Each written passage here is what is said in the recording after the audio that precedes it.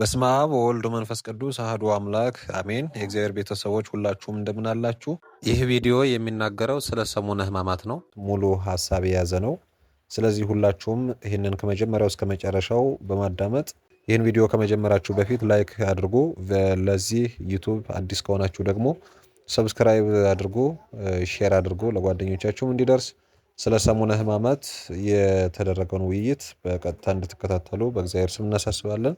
ቀጥታ ወደ ትምህርቱ እንሄዳለን። እንግዲህ ለዛሬ ያዘጋጀነው ጥልቅ ዳሰሳ በኢትዮጵያ ኦርቶዶክስ ተዋሕዶ ቤተክርስቲያን ውስጥ ትልቅ ስፍራ ስላለው ሰሙነ ሕማማት ነው። አዎ፣ በጣም ሰፊና ጥልቅ የሆነ ርዕስ ነው። ማለት ከሆሳዕና ማግስት ሰኞ እስከ ቅዳሜ ስላለው ልዩ ሳምንት ነው። የቀረቡልን ምንጮች ደግሞ የቤተ ክርስቲያኒቱን ትውፊት፣ የእያንዳንዱን ዕለት ሲያሜ እና የተለያዩ መንፈሳዊ ስርዓቶችን በዝርዝር ያሳያሉ። ልክ ነሽ። የጌታን መከራና መስቀል እንዲሁም እንደ እግር ማጠብና የቄጤማ ስርዓት ያኑትን በጥልቀት እንመለከታለን።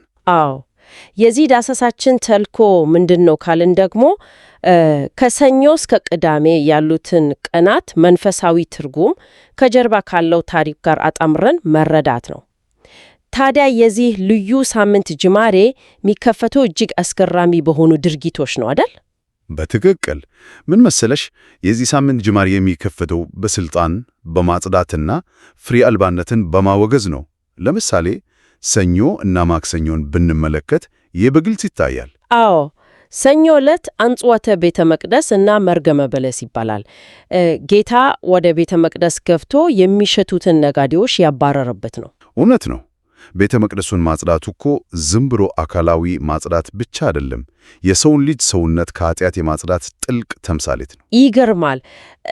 ነገር ግን ከዚሁ ጋር አብሮ የሚነሳው የቅጠል ያላችን ግን ፍሬ የሌላችን በለስ መርግሞ ጉዳይ ትንሽ ግራ ያጋባል አይደል?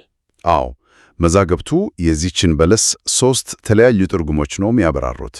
የመጀመሪያው እስራኤልን ትወክላለች የሚል ነው። ማለት የአብርሃም ዘር ነን እያሉ ነገር ግን እውነተኛ የጽድቅ ፍሬና ምግባር ያጡትን ለማመለከት ነው። በትክክል ገመተሽ። ሁለተኛው ደግሞ የኦሪት ሕግን ትወክላለች። የኦሪት ሕግ በዓለም ላይ እንደ ቅጠል ሰፍቶ የነበረ ቢሆንም እውነተኛ ድህነትን መስጠት ስላልቻለ ነው አይደል? አዎ፣ ልክ ነሽ። ሦስተኛው ትርጉም ደግሞ የበለጠ ኃጢአትን ይወክላል። ማለት ሲበሉት መጀመሪያ የሚጣፍጥ በኋላ ግን የሚመር መሆኑን ለማሳየት ነው። እዚህ ላይ ይህን ጉዳይ በዝርዝር እንመልከተው። ማለት ቅጠል ብቻ ስላላት ፍሬ አልባ በለስ ስናወራ ዛሬ በዘመናችን ካለው የፓኬጂንግ ወይም ማሸጊያ ባህል ጋር ይመሳሰላል ብዬ አስባለሁ። እንዴት ማለት? በጣም የሚገርም ንጽጽር ነው። አየህ፣ አንድን ነገር ከውጭ ስናየው እጅግ ማራኪና ያሸበረቀ ሆኖ ከውስጥ ግን ባዶ መሆኑን ነው የሚያሳየው። ዘመናዊው ዓለምም ከውጭ ሲታይ ውብ ሆኖ ከውስጥ ግን ባዶ ነው። እዚህ ላይ አስገራሚው ነገር እኮ ያ ነው። ኃጢአት መጀመሪያ ሲሰሩት ጣፋጭና ማራኪ መስሎ በኋላ ግን ባዶነትንና ሐዘንን ማምጣቱ ምን ያህል ጥልቅ ስነ ልቦናዊ እውነት እንዳለው ያሳየ። በጣም ልክ ነህ። ታዲያ ይሄ ያልተለመደ የስልጣን ማሳያ በማክሰኞ ወደ ሌላ ደረጃ ይሸጋገራል። ማክሰኞ የጥያቄ ወይም የትምህርት ቀን ተብሎ ነው አይደል የሚጠራው? አዎ፣ ጻፎችና ፋሪሳውያን ተሰብስበው መጥተው ይህን በማን ስልጣን ታደርጋለህ ብሎ የጠየቁበት ዕለት ነው። ግን እኮ ጌታ ለዚህ ቀጥተኛ ምላሽ አልሰጠም። የራሳቸውን ወጥመድ ወደ እነርሱ ነው የመለሰባቸው። ልክ ነሽ። ዮሐንስ ጥምቀት ከሰማይ ነበረች ወይስ ከሰው ብሎ ነው የጠየቃቸው? አየህ፣ ጥያቄም በጥያቄ መመለስ ትልቅ ስነ ልቦና ቀውስ ነው የፈጠረባቸው። ማለት ከሰማይ ነው ቢሉ ታዲያ ለምን አላመናችሁም ሊባሉ ነው። እውነት ነው። ከሰው ነው ቢሉ ደግሞ ሕዝቡ ዮሐንስን እንደ ነቢይ ያከብረው ስለነበረ አመፅ ፈሩ። እናም አናውቅም ለማለት ተገደዱ። ይገርማል። ከዛ በተጨማሪ ግን ማክሰኞ ዕለት በቤተ መቅደስ ረጅም ትምህርት ያስተማረበትም ቀን ነው አይደል? አዎ፣ ቀኑን ሙሉ በቤተ መቅደስ ውስጥ በመቆየት ሕዝቡን በረጅም ምሳሌዎች ያስተማረበት ዕለት ነው። ነገር ግን ይህ ይፋዊ ትምህርት ብዙም አልዘለቅም። የሁኔታዎች ድንገተኛ መለወጥ የሚታየው እዚህ ጋር ነው። ከማክሰኞ ትምህርት ወደ ረቡዕና ሐሙስ ስንሸጋገር ሁኔታዎች ወደ ድብቅ ሴራ፣ እንባና ትትና ነው የሚለወጡት። በትክክል። ረቡዕ የምክር ቀን ወይም የእንባ ቀን ይባላል። አይሁድ ጌታን ለመያዝ በድብቅ የወሰኑበት ዕለት ነው። እናም ይሁዳ በ30 ብር አሳልፎ ለመስጠት የተስማማውም በዚህ ዕለት ነው ማለት ነው። አዎ፣ ግን በሌላ በኩል ደግሞ ይህ ቀን የመልካም መዓዛ ቀን ተብሎም ይጠራል። እንዴ ለምን? ምክንያቱም ማርያም እንተፈረት የተባለችው ሴት 300 ዲናር የሚያወጣው ውድ ሽቱ ገዝታ በእንባዋ እግሩን አጥባ በተግሯ ያበሰችበት ዕለት ስለሆነ ነው።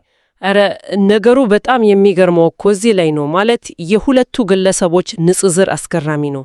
ይሁዳ አምላኩን በ30 ርካሽ የብር ሳንቲሞች ሲሸጥ፣ ኃጢአተኛዋ ሴት ግን 300 ዲናር የሚያወጣ እጅግ ውድ ሽቱ ነው ያፈሰሰችው። አዎ፣ የዋጋና የፍቅር ንጽጽሩ በግልጽ ይታያል። አንደኛው በስግብግብነት ሲሸጥ፣ ሌላኛው ያላትን ውድ ሀብት አፍስሳ ንስሐ ስትገባ እናያለን። ይህ ድርጊት ወደ ሐሙስ ክስተቶች ሲያሸጋግረን ደግሞ የትህትናና የምስጢር ጥግ ወዳለበት አውድ ይወስደናል። ሐሙስ ጸሎተ ሐሙስ ይባላል አይደል? ልክ ነሽ። የምስጢር ቀን ተብሎም ይጠራል። በጌቴሴማኒ የተደረገው ጥልቅ ጸሎትና የይሁዳ በመሳም አሳልፎ መስጠት የተፈጸመበት ነው። ግን ከሁሉ በላይ አእምሮን የሚፈትነው ጌታ የደቀ መዛሙርቱን እግር ማጠቡ ነው። አሳልፎ የሚሰጠውን ይሁዳንም ጭምር ማጠቡ ማለት ነው። ይህንን ከሰፋፊው ምስል ጋር ስናገናኘው እኮ ትልቅ ትርጉም አለው። ጌታ የይሁዳን እግር ማጠቡ ዛሬም ቢሆን የሰው ልጆች ጠላቶቻቸውን እንዴት ማስተናገድ እንዳለባቸው የሚያሳይ ታላቅ የሞራል ትምህርት ነው። በጣም እውነት ነው። ጠላትን መወደድን እና ትህትናን በተግባር ያሳየበት ነው። ታዲያ ይህን ለማሰብ በቤተ ክርስቲያን ውስጥ ሐሙስ ዕለት ልዩ ሥርዓቶች አሉ አይደል? አዎ፣ ቅዳሴው ራሱ ዝቅ ባለ ድምፅ ነው የሚደረገው። ቃጭል አይሰማም፣ በጽናጽል ነው የሚተካው። ይህ የሆነበት ምክንያት አይሁድ ጌታን ለመያዝ ድምጣቸውን አጥፍቶ መምጣታቸውን ለማሰብ ነው ይባላል። በትክክል ገለጽሽው። የሕጽበተ እግር ሥርዓቱም እንዲሁ በውሃ በወይራና በወይን ቅጠል ነው የሚከናወነው። ማለት ወይራው ጽኑ መከራውን፣ ወይኑ ደግሞ በመስቀል ላይ የፈሰሰውን ደሙን ይወክላል ማለት ነው። አዎ ልክ ነሽ። ይህ የሐሙስ ምሽት ጸጥታና ጭንቀት ደግሞ ዓርብ ዕለት ወደሚፈጸመው ታላቅ መከራ ያሸጋግረናል። ዓርብ እንግዲህ የስቅለት ቀን ነው፣ ጌታ በመስቀል ላይ የዋለበት ዕለት። መዛገብቱ እንደሚሉት በዚህ ቀን የሚደረገው የጾም ሥርዓት እጅግ ጥብቅ ነው። በጣም ጥብቅ ነው። ቆራቢዎች ከሐሙስ ምሽት 3 ሰዓት አንስቶ እስከ ዓርብ 9 ሰዓት ድረስ ለ18 ሰዓታት ያህል እህልም ሆነ ውሃ ሳይቀምሱ ነው የሚጾሙት። ኧረ በጣም ከባድ ነው። ይህ ጾም ግን ዝም ብሎ አካላዊ ድካም ሳይሆን አእምሮን ወደ ጥልቅ ተመስጦ ለማስገባት ይመስለኛል። በትክክል ክርስቶስ በመስቀል ላይ ከተቀበለው መከራ ጋር ራስን በስነ ልቡና ለማስተሳሰር ነው። በዚች አጭር ጊዜ ውስጥ እኮ 7 ታላላቅ ተአምራት ተፈጽመዋል። እንደ የፀሐይ መጨለም፣ የዓለቶች መሰንጠቅ እና የቤተ መቅደስ መጋረጃ መቀደድ ያሉት ናቸው። ታዲያ እነዚህን ክስተቶች ለማሰብ በቤተ ክርስቲያን ውስጥ የጥብጠባ ሥርዓት ይደረጋል አይደል? ልክ ነሽ። ምእመናኑ በወይራ ቅጠል ጀርባቸውን ቸብቸብ ይደረጋል። ይህ የጌታን ግርፋት ለማሰብና ለንስሐ የሚደረግ ሥርዓት ነው። እዚህ ጋር አንድ ጠቃሚ ጥያቄ ማንሳት ፈልጋለሁ። ታዲያ የዚህ ሁሉ ትርጉም ምንድን ነው? ማለት በተለይ በዚህ ሳምንት የተለመደውን ሰላምታ መከልከል እና መስቀል አለመሳለም ለምን አስፈለገ? ይህ አንድ ጠቃሚ ጥያቄ ያስነሳ። አካላዊ ድርጊቶችን ወይም ልማዶችን ማቆም ከመንፈሳዊ ትኩረት ጋር እንዴት እንደሚያስተሳስሩት ያሳያል። ክልክላው የመጣው ይሁዳ በሰላምታ ጌታን አሳልፎ ስለሰጠ ነው። ያንን የክህደት ምልክት ላለመደገም ነው ማለት ነው። ነገር ግን ይሄ በምዕመናኑ ስነ ልቦና ላይ የሚፈጥረው ጥልቅ የሐዘንና የብቸኝነት ስሜት ይኖራል። የምናደርገውን ሰላምታ ስናቆም ውስጣችን የሆነ ትልቅ ነገር እንደጎደለ ይሰማናል። ይህ የመነጠል ስሜት ወደ ቀዳሚት ስዑር ወደ ተባለችው ዕለት ያሻገረናል። ቅዳሜ ጌታ በመቃብር ያረፈበት ዕለት ነው።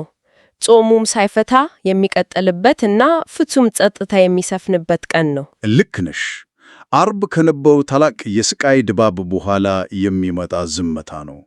ነገር ግን በዚህች ዕለት ሌላ እጅግ አስደናቂ ሥርዓት ይዞ ብቅ ይላል። እርሱም የቄጤማ ማደል ሥርዓት ነው። ይሄ በጣም የሚገርም ነው። የቄጤማው ታሪክ ከኑህ ዘመን ጋር ነው አይደል የሚያያዘው? በትክክል እርጉብ ቄጤማ ይዛ መምጣቷ የጥፋት ውሃ ማብቃቱን እንዳበሰረ ሁሉ የቅዳሜው ቄጤማም የኃጢአትና የጥፋት ማብቃትን ያበስራል። ማለት ከጨለማ ወደ ብርሃን መሻገርን የሚያሳይ የምስራች ምልክት ነው ማለት ነው። የቄጤማውን ልምላሜ ከሐዘን በኋላ የሚመጣውን ስነ ልቡናዊ እረፍት እና ተስፋ ነው የሚወክለው።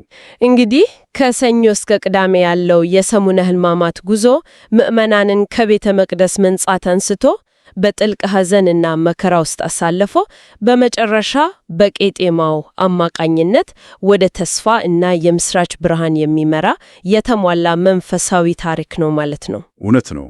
ይህ ጉዞ ዝም ብሎ የሚከበር ሃይማኖታዊ በዓል ብቻ አይደለም። ልክ ነህ። የሰው ልጅ በሕይወቱ ውስጥ የሚያልፍባቸውን የውድቀት፣ የጸጸት፣ የይቅርታ እና የተስፋ ደረጃዎች በተግባር የሚያሳዩ ሕያው ትምህርቶች ናቸው። አዎ፣ እንዲያንዳንዱ ሥርዓት የሰው ልጅ ስነ ልቦና ለማነጽ የተዘጋጀ ነው። እናም ዳሰሳችንን ከማጠናቀጫችንን በፊት አድማጮች እንዲያስቡበት አንድ አነቃቂ ሐሳብ ብንተው ደስ ይለኛል። በጣም ጥሩ። ምን አይነት ሐሳብ?